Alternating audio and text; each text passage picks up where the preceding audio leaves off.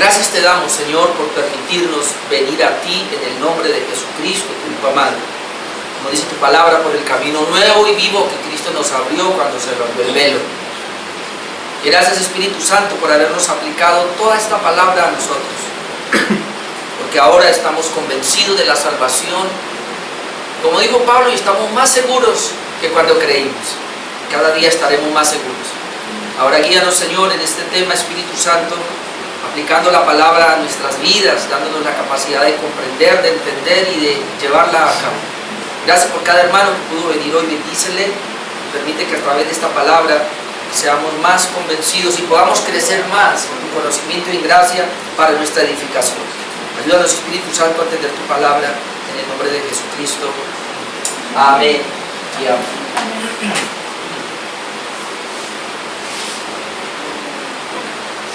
Bien, vamos a continuar, hermanos, con el tema que traemos acá de los 5 pilares de la Reforma Protestante, entendiendo que el 31 de octubre se celebra los 501 años de la Reforma Protestante por Martín Lutero. Y estamos hablando de los pilares y los tenemos ahí. Son los 5 pilares que nos identifican, hermanos, como una iglesia reformada que somos. Y comenzamos a ver hace 8 días el primero de ellos como la base. La base, porque sola escritura es de donde sale todo. Y habíamos aclarado por qué sola escritura. Recuerde que sobre todo los 3 primeros pilares, sola escritura, sola fe, sola gracia, salieron como en respuesta a la creencia que tenía Roma, la iglesia de Roma en esa época. Ellos decían sí la escritura, pero más todo lo que la iglesia tenía, añadiéndole. Y entonces queremos llevar ese orden, ¿verdad? Entonces, sola escritura es donde sale obviamente las demás. Los otros 3 pilares que habíamos dicho y tiene que ver con la salvación del hombre. Sola escritura nos dice que nosotros somos salvos por la gracia, sola gracia, por medio de la fe y en Cristo Jesús. Y que todo esto termina en dándole a Dios la gloria. Soli Deo gloria. Obviamente que los reformadores no tenían este esquema de las 5 solas como las tenemos hoy día. La última sola que se reconoció y que se anexó como 5 solas, apenas fue como en el siglo XX, apenas hace poco. Soli Deo gloria y se palmó. Pero por lo menos los reformadores comenzaron con las 2 primeras. La primera ya la habíamos visto, que es sola escritura, y habíamos dicho precisamente por lo que pasaba con Roma, así que lo veíamos hace 8 días y yo vi 2 cositas, los atributos que definen la sola escritura, y mencioné algunos, pero nos quedamos solamente en la suficiencia de las escrituras. Hoy voy a con el segundo punto y lo vamos a ver en el orden como aparecieron.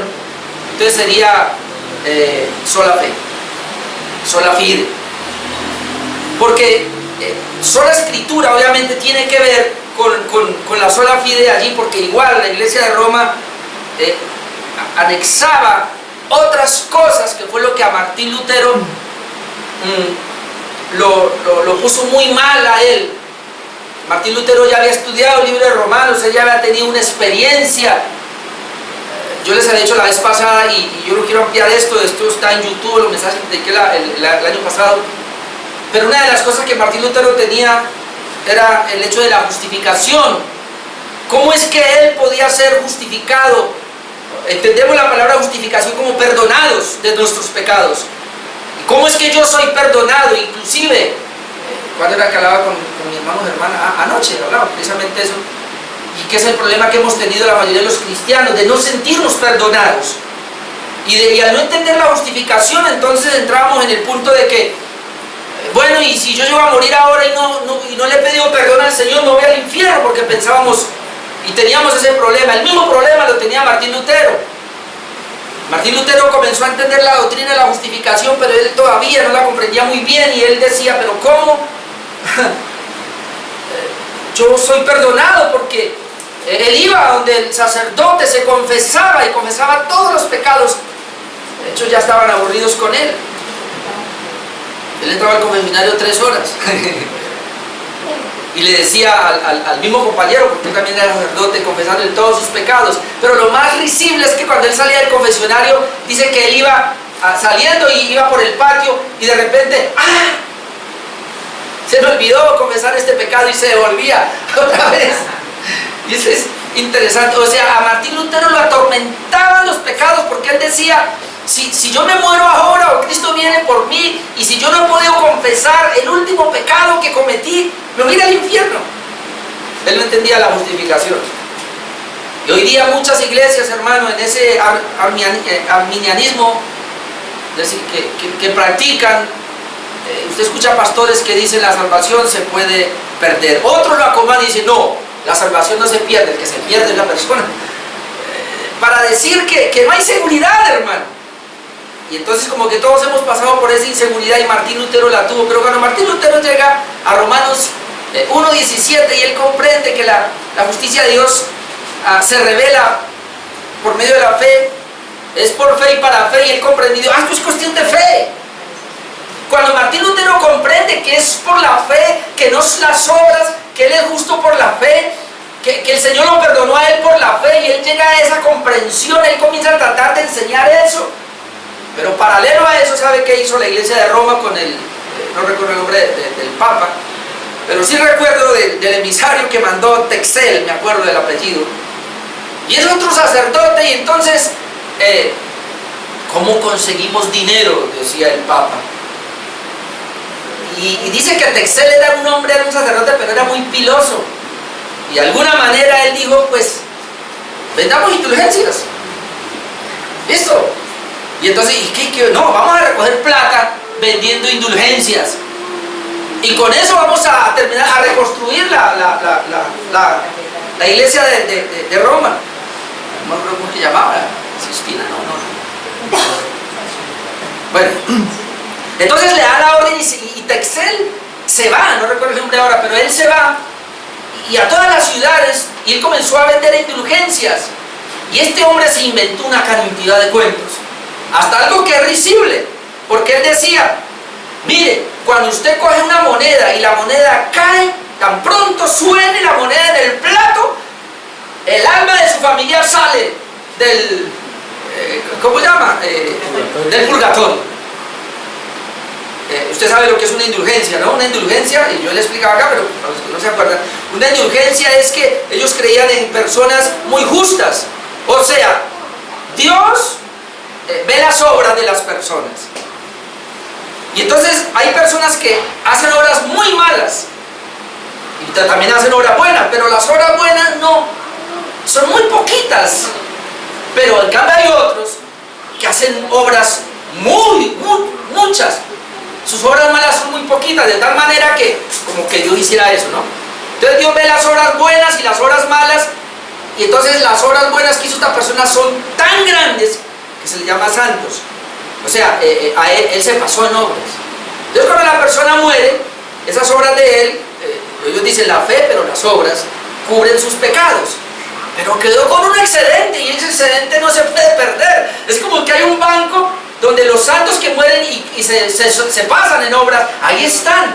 Ahora, ocurre que hay gente muy mala, muy pecadora, y murió en pecado. Entonces ellos le enseñaban, esa gente que murió en pecado se van al purgatorio, pero los familiares que están aquí pueden sacarlos del purgatorio comprando las obras que le excedieron a los otros, de platica y pague. O sea, ahí comenzó la teología de la prosperidad. No, la teología de la prosperidad comenzó con Satanás, porque Satanás fue el que le dice a Jesús, todo esto te doy.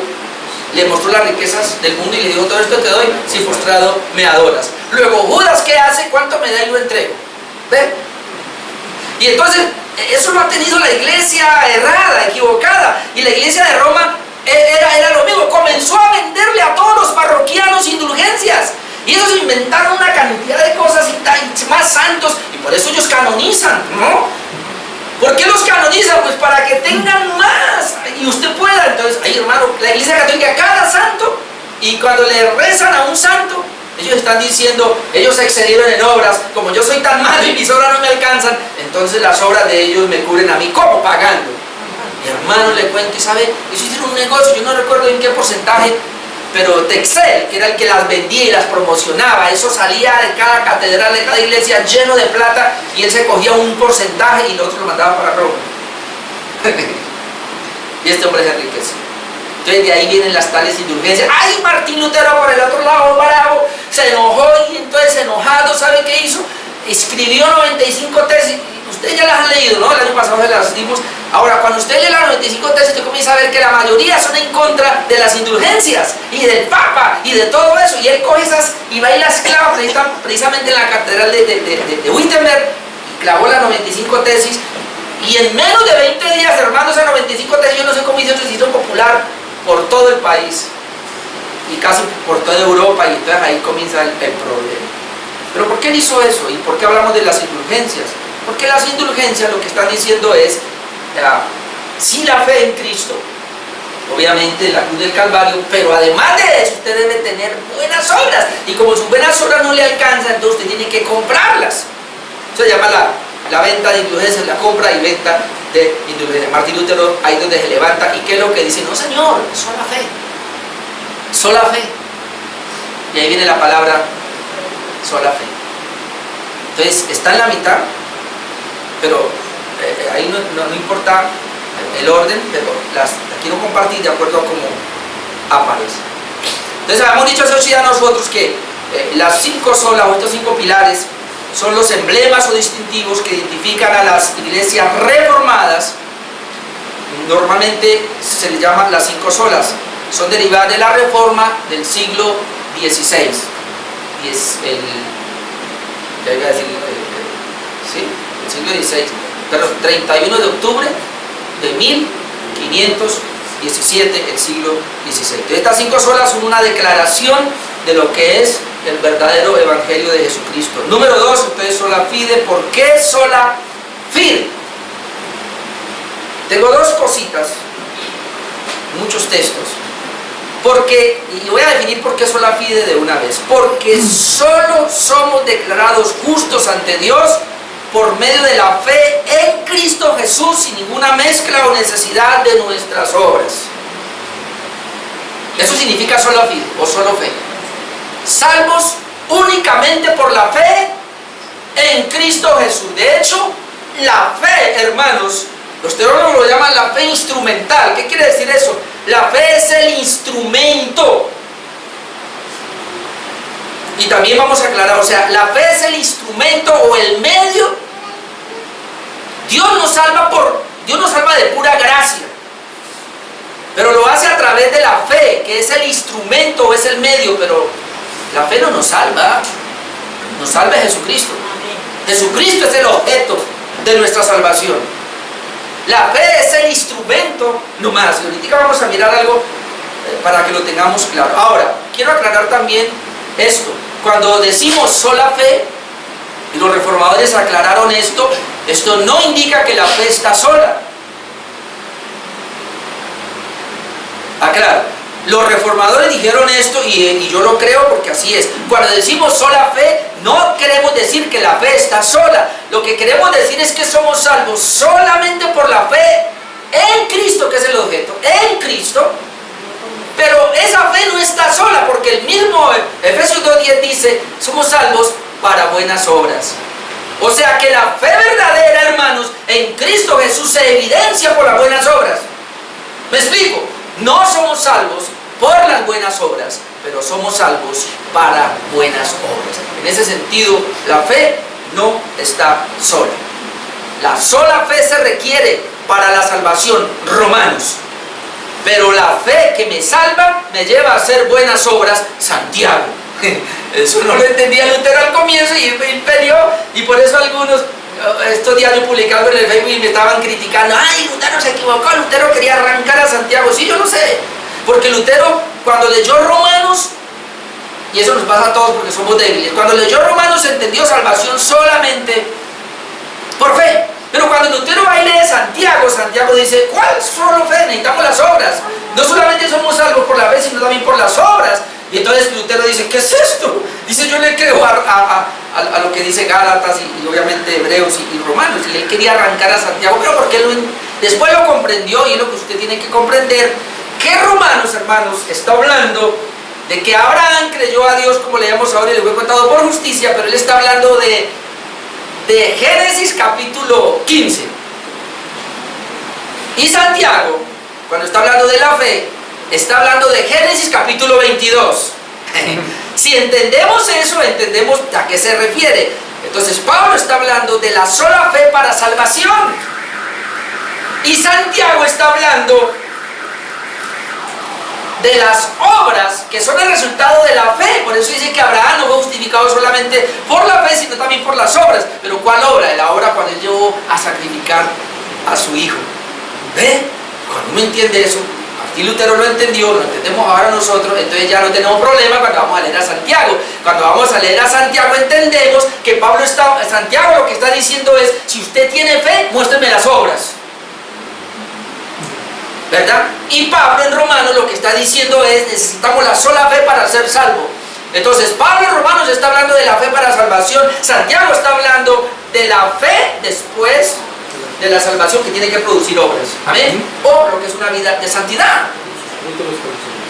Así que otra vez tengo que lamentablemente hablar de la iglesia de Stan, mi hermano, allá parece que cree la primera parte de Romanos, pero lean Santiago, también es una carta inspirada por Dios, amén. Y Santiago hace parte de la Biblia, y hay que leerla también. Y Santiago nos lleva. Santiago es parecido, hermanos, al Sermón del Monte. Usted sabe que hay gente que quiere quitar el Sermón del Monte. Además, a mí me lo ha dicho gente: ¿cuál? El Sermón del Monte fue para los judíos del antiguo pacto, yo estoy ahora en el nuevo pacto. ¿Cómo así? ¿Y dónde? El nuevo pacto comienza con la sangre de Cristo cuando Él muere en la cruz. Así es que todo lo que es, todos los evangelios son del antiguo pacto.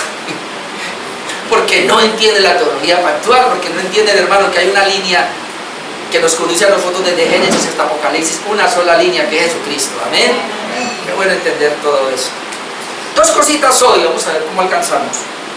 En esto de la sola fide, no voy a hablar de otras cosas porque ya eso ya está, pero dos cositas quiero hablar solamente, y es primero su necesidad, o sea, la necesidad de la sola fide, y su efectividad, la efectividad de la sola fide. Y cuando hablamos de la sola fide o de la sola fe, entendamos el concepto: es solo por la fe para nuestra justificación o para el perdón de nuestros pecados, amén. Es para eso. Entonces, su necesidad. La sola fide, hermanos, surge por la incapacidad del hombre para salvarse por medio de sus obras, debido a que éstas están cubiertas por el pecado. Y qué mejor que ir a lo que usted ya conoce, y como Isaías 64, para comenzar a mirar, y es importante entender esto. Isaías 64, usted ya lo conoce. Isaías 64, déjeme le leo desde el verso 5. Dice que saliste al encuentro del que con alegría hacía justicia, de los que se acordaban de ti en tus caminos. He aquí, tú te enojaste porque pecamos. En los pecados hemos perseverado por largo tiempo. ¿Podremos acaso ser salvos y ver? Hemos perseverado en nuestros pecados siempre. ¿Podremos acaso ser salvos? Y luego el verso 6: si bien todos nosotros somos como suciedad, y todas nuestras justicias como trapo de inmundicia, y caímos todos nosotros como la hoja, y nuestras maldades nos llevaron como viento. Nadie hay que invoque tu nombre, ojo con esto, nadie hay que invoque tu nombre, que se despierte para apoyarse en ti, no hay nadie. Por lo cual escondiste de nosotros tu rostro y nos dejaste marchitar en poder de nuestras maldades. Lo que estamos viendo aquí, hermanos, Isaías nos está mostrando es que el pecado al hombre lo marchitó, el pecado al hombre lo anuló, el pecado al hombre lo deterioró de tal manera que cualquier obra que el hombre pueda hacer para Dios, o llamémoslo de esta manera, cualquier obra espiritual que el hombre pretenda hacer para Dios, se considera una obra inmunda, es un trapo de inmundicia. De tal manera que aprovecho ya para decirle lo siguiente: cuando yo hablo de la necesidad de la sola fe, también quiero decir con esto que no hay obra humana que Dios pueda recibir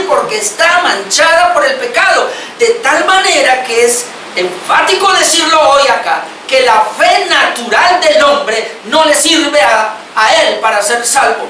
Porque hoy tenemos una fe natural que todo el mundo la tiene y la desarrolla. Y tienen fe para sus negocios, para sus familiares, para conseguir dinero y se esfuerzan y se empeñan en eso. Y creen que tienen fe correcta. Aquí estamos hablando de la fe salvadora, que no se debe confundir. Hay una fe natural que el hombre ejerce. De hecho, todos de alguna manera tenemos fe, como dijo alguien, cuando usted va a viajar y tiene que irse en un avión, usted se sube confiado y usted tiene fe de que ese avión no se va a caer. Usted tiene fe, no conoce al piloto, pero usted tiene fe de que él por lo menos hizo unas cuantas prácticas y sabe manejar y pilotear ese avión. ¿Ah? O usted le pregunta al piloto, ¿será que usted sí sabe manejar esto? O cuando usted se va en un bus y usted se sube, usted nunca le dice al motorista, vean, ¿usted sí sabe? Muéstreme el pase de conducir, no sea que nos bote para ir a la carrera. No, o sea, de alguna manera el hombre tiene una fe, esa fe se llama natural. Y puede funcionar y sirve para lo natural, pero para lo espiritual no sirve para nada. No, y ese es el problema. Hoy tenemos iglesias llenas de gente con una fe natural y por eso no pueden ser salvos.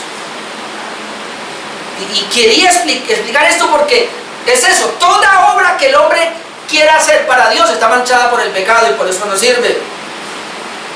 Entonces ahí donde se requiere la fe únicamente, y la fe de Dios, la fe del Hijo de Dios, la fe que es impartida por Dios mismo, no es una fe mía, es una fe que nace en la regeneración, y eso es lo que vamos a tratar de mirar. Bueno, entonces la necesidad, esto indica que el hombre no tiene nada en él que lo capacite para salvarse.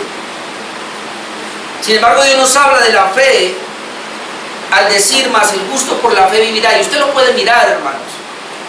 Le voy a dar las citas acá, pero todo comienza, Habacuc 2:4 dice, más el justo por la fe vivirá. Ahora viene Pablo y lo toma en Romanos 1:17, más el justo por la fe vivirá. Luego Gálatas 3:11 otra vez lo toma, más el justo por la fe vivirá. Y Hebreos 10:38, más el justo por la fe vivirá. Pero quiero que miremos un momentico Romanos 1:17, de esos cuatro veces que aparece más el justo por la fe vivirá, para darle un pequeño detalle. En Romanos 1:17,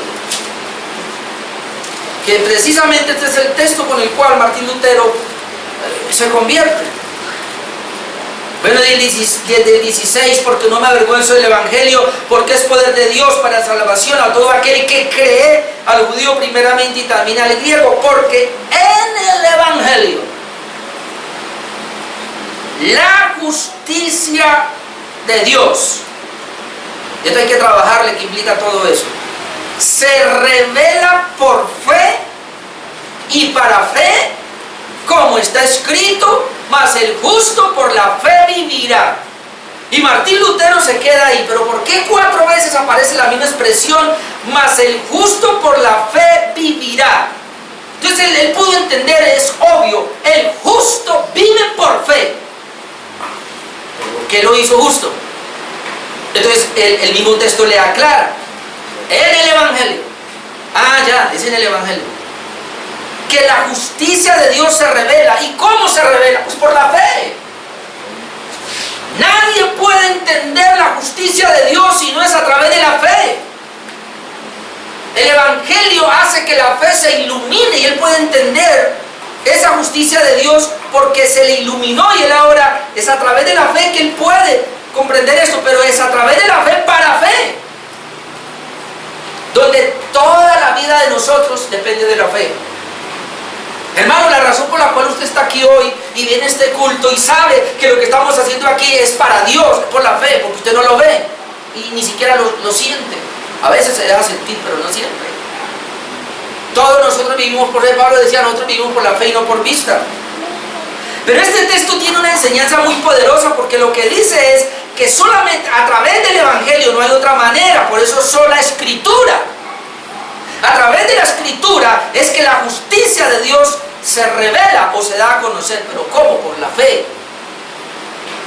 Vaya teniendo eso ahí, porque yo le voy a aclarar ahora ese punto. Pero una vez que por la fe yo recibo la justicia, entonces, y para fe, ¿cómo así? Yo recibo la justicia por la fe, para fe. O sea, el día que tú fuiste justificado fue por la fe, pero el hecho de mantenerte ahora es por la fe, porque está escrito, mas el justo por la fe vivirá. De donde Hebreos 11:6 nos dice, sin fe es imposible agradar a Dios. Porque es necesario que el que se acerca a Dios crea que le hay y que es galardonador de los que le buscan. Sin fe es imposible. Pero, oh hermano, no está hablando de una fe natural. Está hablando de la fe que viene a través del Evangelio y que es revelada. Ya voy para allá. Esta fe entonces es solamente el instrumento, pero quien nos justifica es Cristo al haber muerto por nosotros en la cruz. Vamos a mirar un poquitico lo que leía Germán aquí, Romanos 3:28, por eso dice, concluimos pues que el hombre es justificado por fe sin las obras de la ley. A Romanos nos dice así. Romanos 4:25 dice que Cristo, el cual fue entregado por nuestras transgresiones y resucitado para nuestra justificación. Cristo resucita para otorgarme a mí la justificación. ¿Qué es justificación? ¿Qué es justo? Hermano, que yo ya no tengo pecado. O sea, que Cristo, cantábamos ahora, en la cruz pagó mi deuda. Cuando Cristo está muriendo, está pagando su deuda. Sus pecados pasados, presentes y futuros fueron cancelados en la cruz. Yo a Dios no le debo nada. Esto es impresionante. Todos mis pecados, hermanos, fueron pagados por Cristo en la cruz. Él me declaró justo. Por eso el Romanos 5:1 dice, justificados pues por la fe. Miren que no aparecen las obras. Tenemos paz para con Dios por medio de nuestro Señor Jesucristo. ¿Y por qué tenemos paz para con Dios? Porque nosotros éramos enemigos de Dios. Vean, sus familiares que no son creyentes, sus amigos que no son creyentes, el mundo que no es creyente es enemigo de Dios. Pero ¿qué es el Evangelio de hoy día? Dios te ama tanto y tiene un plan maravilloso para tu vida. ¿Cuál Dios te ama? Dios te aborrece. Dios está irado contigo y a menos que te arrepientas te vas a ir para el infierno. Así se evangeliza, Jonathan. Usted me decía, ¿cómo evangelizo? La manera de evangelizar es presentarle toda la suciedad al hombre, su pecado, su depravación. ¿De qué manera? Los 10 mandamientos. ¿Cuántos han violado? El video que le mandé. ¡Todos! Entonces, ¿usted cómo se considera? ¿La verdad? ¿Pecador? ¿Sí o no? Usted se va para el infierno. Pero hay una solución, que Cristo en la cruz murió. Podemos decirle, murió por sus pecados. ¿Usted cree en eso? Si él cree y se arrepiente verdaderamente, ya está. Pero si él no cree y no se arrepiente, pues usted no murió y no moleste más. Y entonces, ¿cómo está la gente? La gente es enemiga de Dios. ¿Sabe quiénes son los amigos de Dios? Usted y yo. Amén. Que hemos sido regenerados. Quitó toda enemistad. Después usted busca 2 Corintios 5:21, que es el texto de la doble imputación. Cuando hablamos de la fe salvadora, la necesidad de la fe para ser perdonados de nuestros pecados, hablamos de la doble imputación. 2 Corintios 5:21 dice que al que no conoció pecado, ¿quién es? Cristo. Por nosotros lo hizo pecado. Impresionante eso. Para que nosotros fuésemos hechos, ¿qué? Justicia de Dios en él. Mire, esto es impresionante. Míreme aquí, porque aquí está la doble imputación. Tú y yo somos Isaías 64:6. Nuestras justicias son inmundas. ¿Y qué merecemos nosotros? El infierno. Eso somos nosotros. ¿Cristo quién es? Pureza total, santo y puro. Pero Cristo ¿quién es? El Dios encarnado, el Dios hecho hombre, hombre perfecto. Recuérdese, y aquí nos ayuda la teología federal o la teología pactual. Decíamos que tenemos dos cabezas federales.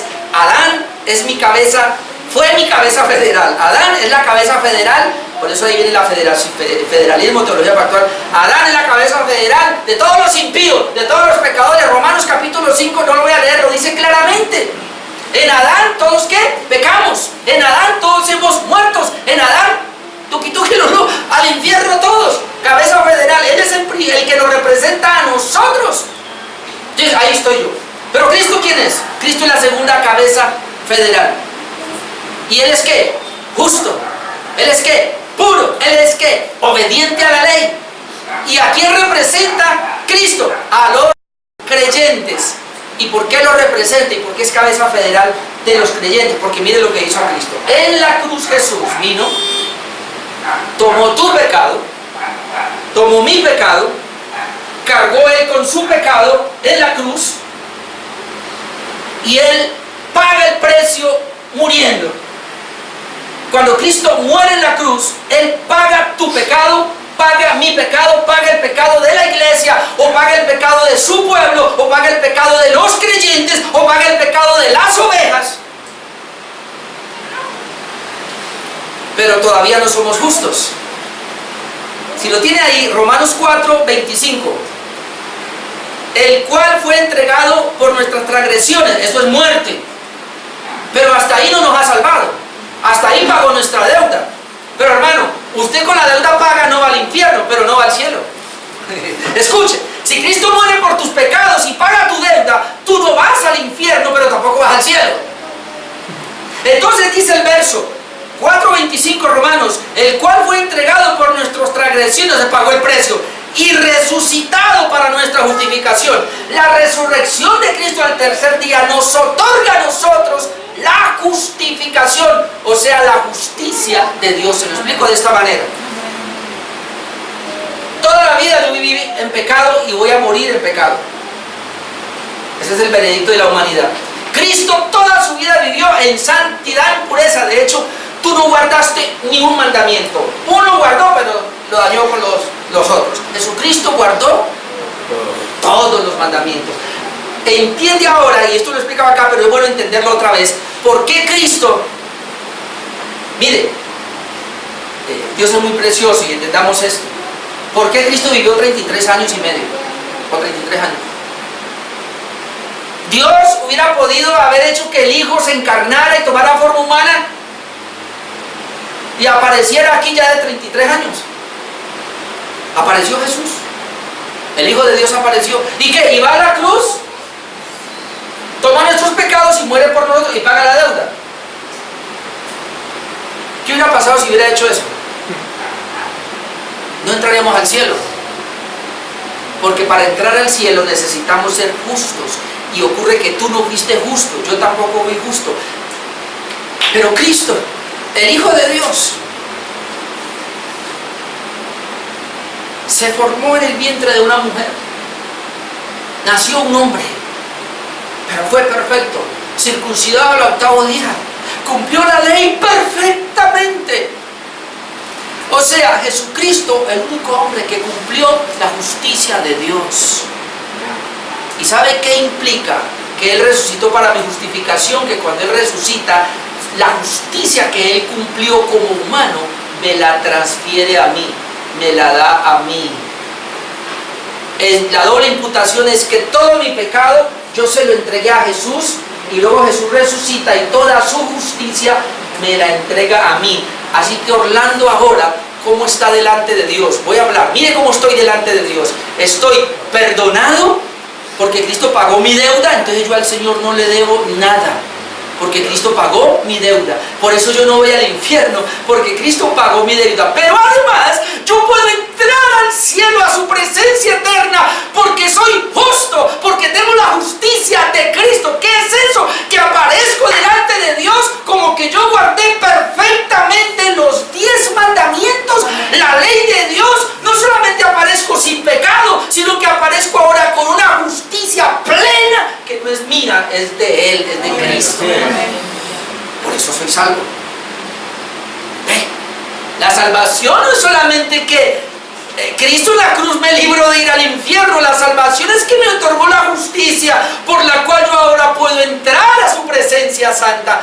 Ay, si tú no tienes la justicia de Dios no puedes entrar.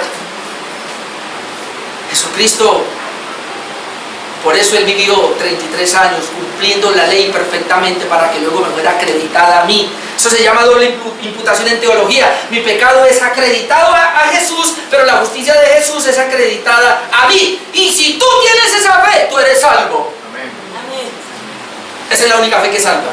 Cuando yo puedo creer que Jesucristo en la cruz llevó todo mi pecado, pero que me entregó su justicia. Y esa es la razón por la cual yo ahora digo, soy justo. Yo aparezco delante de Dios sin pecado porque Él pagó mi deuda, y aparezco con la justicia de Cristo porque me la imputó a mí. Amén. Amén. Ahora, por eso se necesitaba la sola fe. Ahora, vamos a ver su efectividad. Y tengo que volver otra vez, proteger un poquito aquí. Aclaro otra vez, quien salva es Cristo, no la fe, ya lo dije. La fe no salva, amado hermano, la fe no salva. Quien salva es Cristo, pero la fe es el medio. Es el medio. Somos salvos por gracia. Cristo pagó por nosotros, pero la fe es el medio, donde si removemos la fe no podemos ser salvos, porque la fe es el medio, es el instrumento.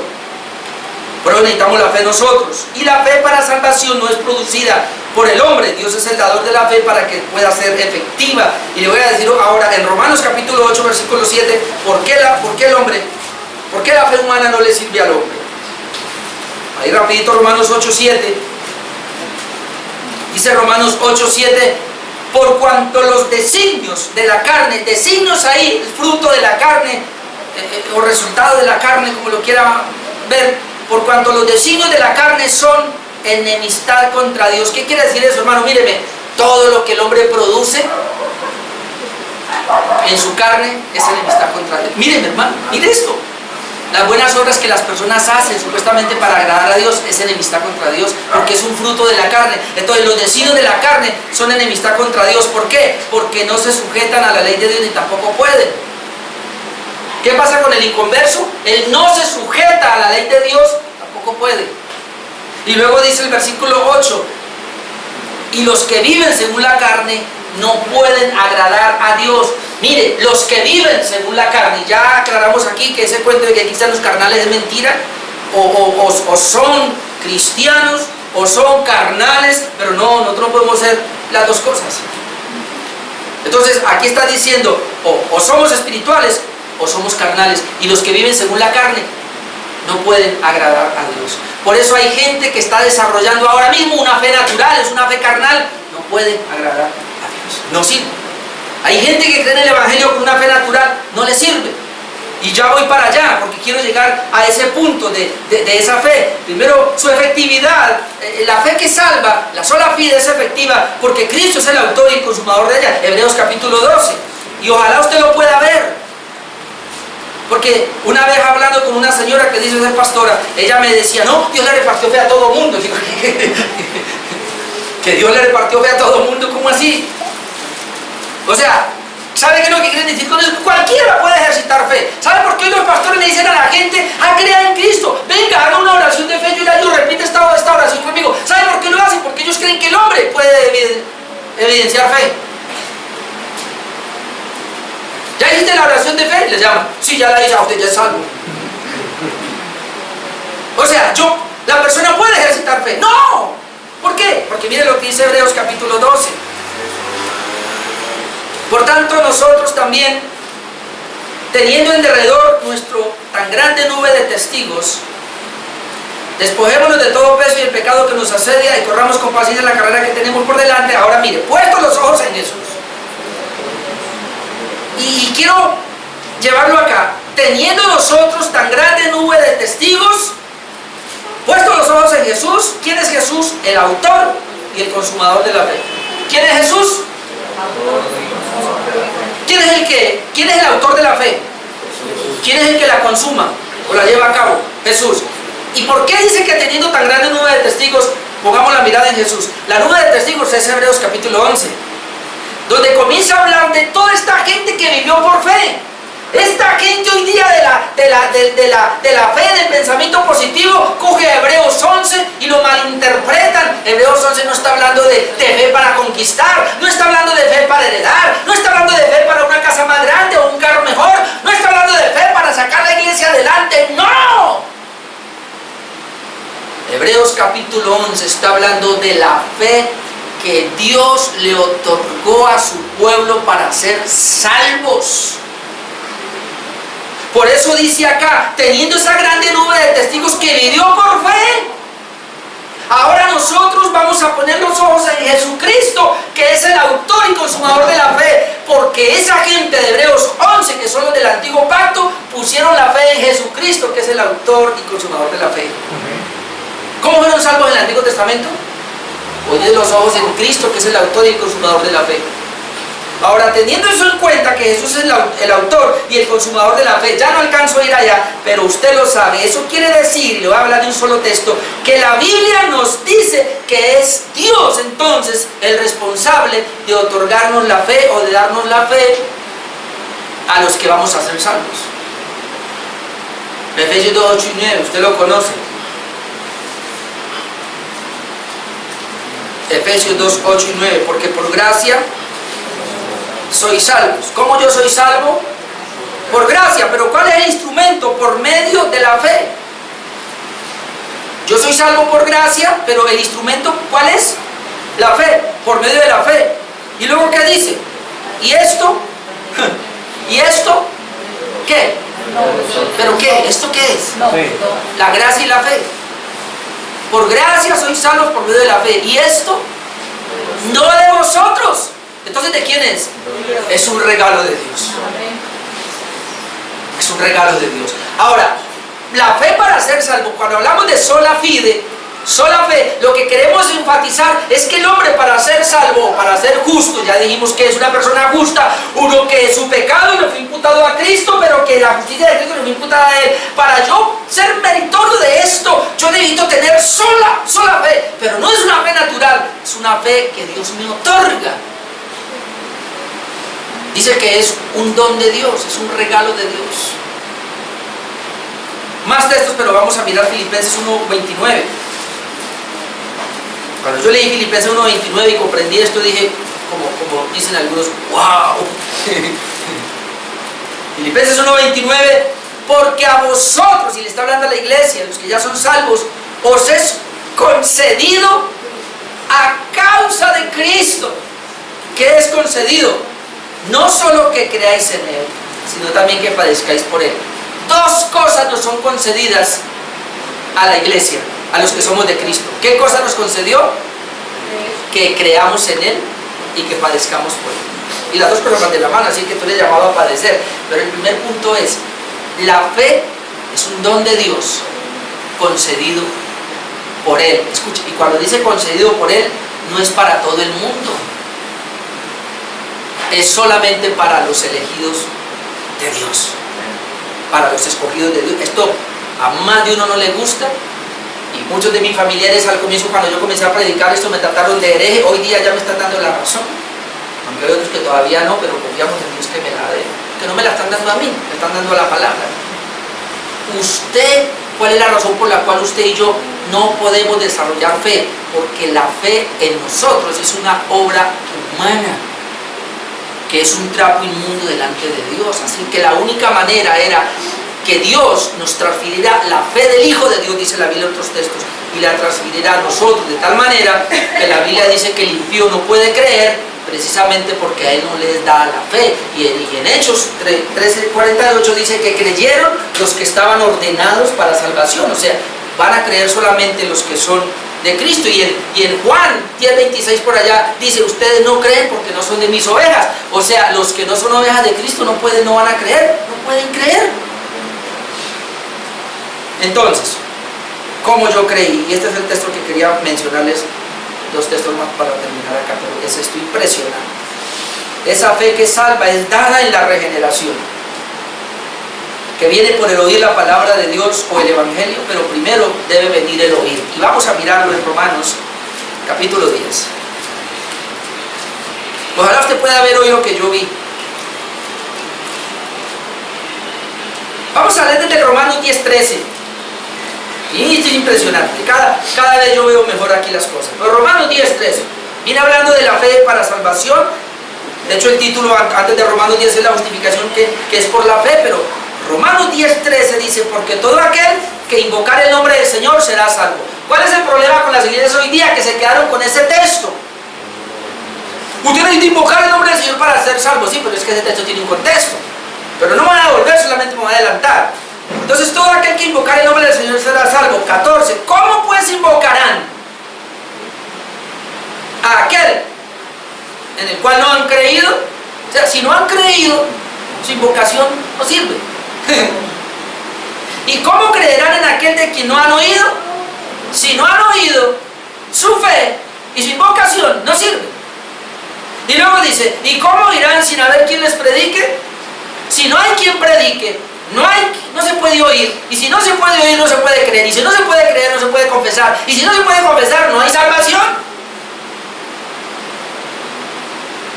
¿Y cómo predicarán si no fueren enviados? Ay, hermano, agarrémonos aquí ahora, porque Dios tiene que enviar, y se llaman dones. Dios tiene que enviar personas. Él la llama. Él primero les pasa el proceso. Y una responsabilidad muy grande ahora aquí. Él llama a sus siervos y los envía a predicar. Una persona que predique sin un llamado de Dios, se tira todo esto. Y yo tiemblo ahora aquí por eso. Me da temor y terror lo que estoy diciendo. Porque si yo no soy llamado por Dios, yo no seré un predicador y todo esto se viene al suelo. Pero si estoy seguro que Dios me llamó, yo estoy seguro que tengo una predicación en mi boca, sé que puedo predicar el Evangelio, entonces Dios va a preparar los oídos para que oigan, y luego Dios va a hacer que ese corazón pueda asimilar la palabra y pueda creer, y como resultado esa persona va a poder confesar y terminar siendo salva. Esto es tan delicado y yo quiero seguir. Verso 15, ¿y cómo predicará si no fueren enviados? Como está escrito, cuán hermosos son los pies de los que anuncian la paz, de los que anuncian buenas nuevas. Ahora, mas no todos obedecieron, ahí la palabra sería creyeron al Evangelio. Pues Isaías dice, ¿quién ha creído a nuestro anuncio? Así que la fe es por el oír por la palabra de Dios. Y ahí es donde quiero aterrizar.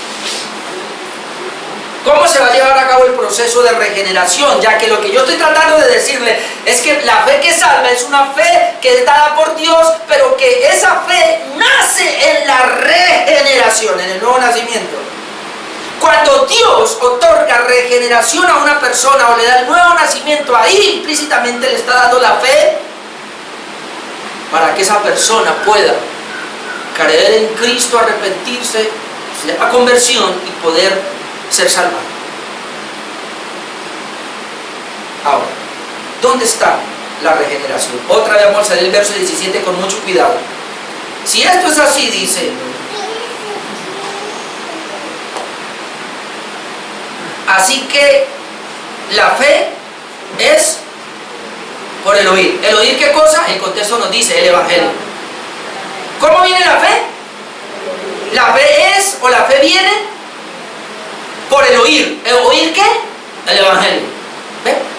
Así que si un pastor está predicando psicología o está predicando lo que no es el Evangelio, ¿tendrá fe? No. Esto es impresionante. ¿Quién puede predicar solamente el Evangelio de Cristo? El que fue llamado por Dios. El que le dio el Evangelio para que predique el Evangelio. Entonces, esa persona dice, es la que puede a través del Evangelio traer la fe, porque así que la fe es por el oír. Pero agárrese ahora aquí. Y el oír por la palabra de Dios. Vamos a mirar. Por favor, concentrémonos. Así que la fe es por el oír el Evangelio. Ok, yo necesito oír el Evangelio para tener la fe. Pero antes de oír, antes de tener la fe que viene por el oír, yo necesito el oír, porque dice, y el oír por la palabra de Dios. Le voy a explicar.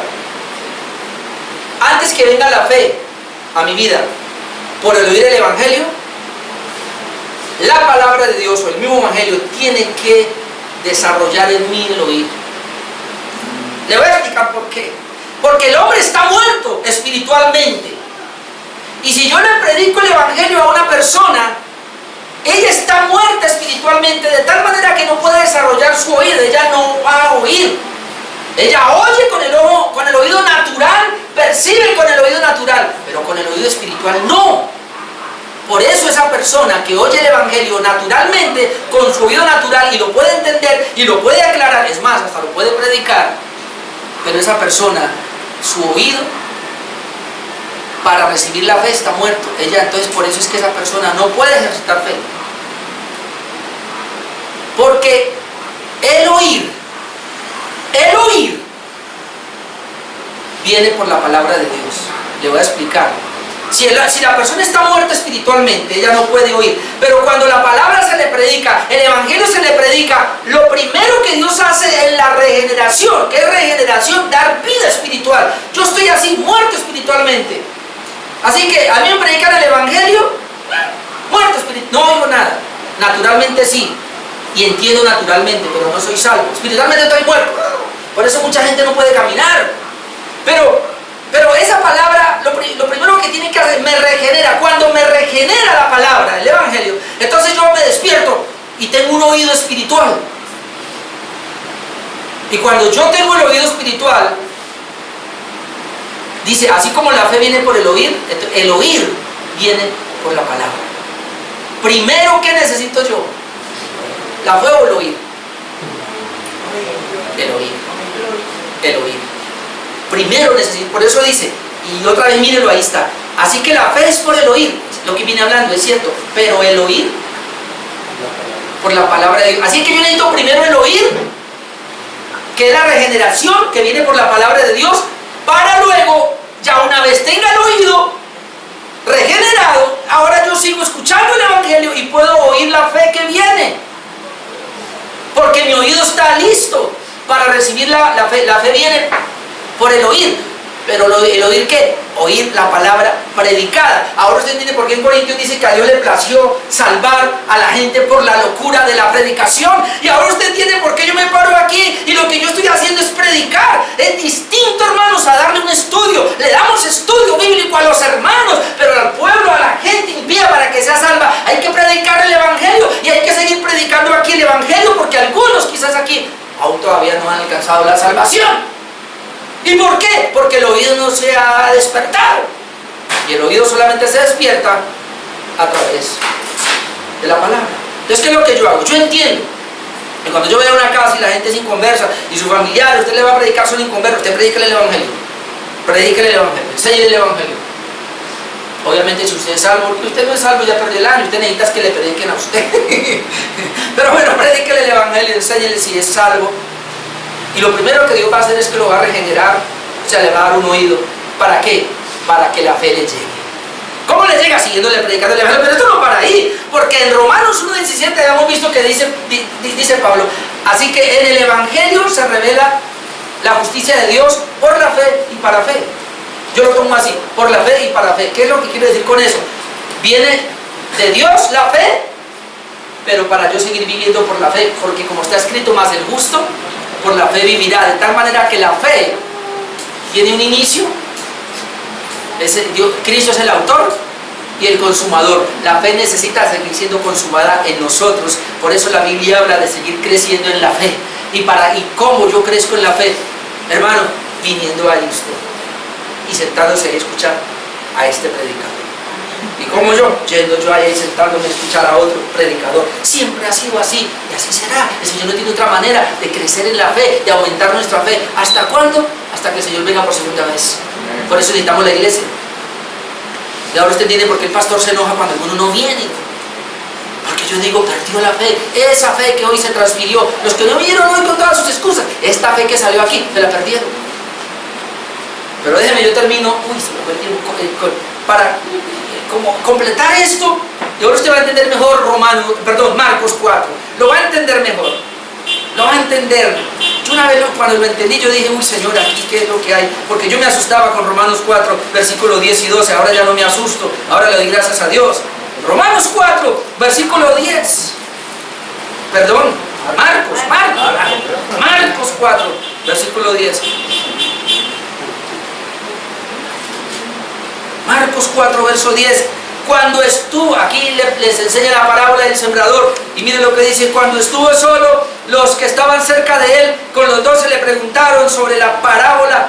Y les dijo a los discípulos: a vosotros os he dado saber el misterio del reino de Dios, Mas a los que están fuera, ¿quiénes son los que están fuera? Los impíos, los inconversos, por parábolas todas las cosas. Y esto es fuerte. ¿Para qué? Jesús es el que lo dice. Para que viendo, vean y no perciban. ¿Por qué le predica por parábolas? Para que oyendo, oigan y no entiendan. ¿Y por qué para esto? ¿Para qué? Para que no se conviertan. ¿Cómo? Luego el Señor no quiere que todo el mundo se convierta y sea salvo. No, para que no se conviertan y les sean perdonados los pecados. Pastor, la Biblia dice, el Señor quiere que todos sean salvos y vengan al conocimiento de la verdad. No me descontextualice ese texto. Ahí está diciendo que Él quiere que todos los elegidos sean salvos y vengan al conocimiento de la verdad. No todos, porque aquí el Señor los está excluyendo. Y más de un texto el Señor excluye a los que no son de Él. ¿Y por qué les predica por parábolas? Porque ellos viendo no ven. Y porque ellos oyendo no oyen. ¿Por qué oyendo no oyen? Porque su oído no ha sido despertado, no son regenerados, no pueden oír. ¿Y por qué? Para que ellos no se conviertan. ¿Qué es eso? Que no se arrepientan y no crean verdaderamente. ¿Y qué termina? Para que no sean salvos, para que sus pecados no les sean perdonados. ¿Cómo así, Señor? Luego tú no viniste a salvar y a perdonar. Sí, pero a los suyos. No a todo el mundo, a los suyos. Cuando Cristo muere en la cruz, muere eficazmente. ¿Qué quiere decir? Que todos aquellos por los cuales Cristo pagó el precio, todos son salvos. Y si Cristo murió por todo el mundo, no hay infierno. Todos son salvos. Cristo murió en esa cruz por su pueblo. Ahora viene lo mejor. ¿Y por qué yo estoy acá? ¿Y por qué yo he creído? Porque este proceso el Señor me lo aplicó a mí. ¿Por qué tú crees y por qué yo creo? ¿Y por qué hablamos de sola fe y sola fide hoy? Porque a Él le plació. No sé por qué. Tú y yo merecíamos el infierno. No sé por qué. No sé si el Señor en su gloria me lo aclare. No sé por qué me miró y te miró y te predicaron el Evangelio y Él te regeneró y me regeneró y te arregló tu oído y me arregló mi oído con la palabra para que yo pudiera ahora recibir la fe que viene de Él, y con esa fe que viene de Él ahora yo pueda creer y arrepentirme, convertirme y soy un hijo suyo, aceptando el perdón de sus pecados y aceptando su justicia que está en mí. ¿Y por qué yo? No sé. Porque yo era de lo peorcito y soy de lo peor, de lo vil y menospreciado. Escogió Dios. Ah, ya sé por qué, Señor. Me lo dice Romanos. Porque tú querías glorificarte en mí y aplicarme la gracia a mí. Y tú querías glorificarte en los que envía al infierno al aplicarles la justicia. Eso lo dice Romanos capítulo 20. Así que sola fe implica que la salvación es únicamente por la fe en Cristo Jesús, sin nada de remiendos, de arandelas. Una fe pura, sola fide, que viene por la sola Escritura. Amén. Póngase de pie.